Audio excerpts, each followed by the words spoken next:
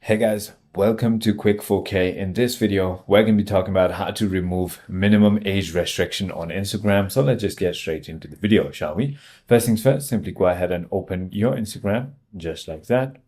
Once you've opened your Instagram, all you need to do is click on your profile icon on the bottom right hand side of your screen. Once you've done that, simply click on the top right triple lines icon just like that. And now you want to head into settings and privacy. So simply go ahead and look for settings and privacy. Now you want to simply go ahead and head into account type and tools.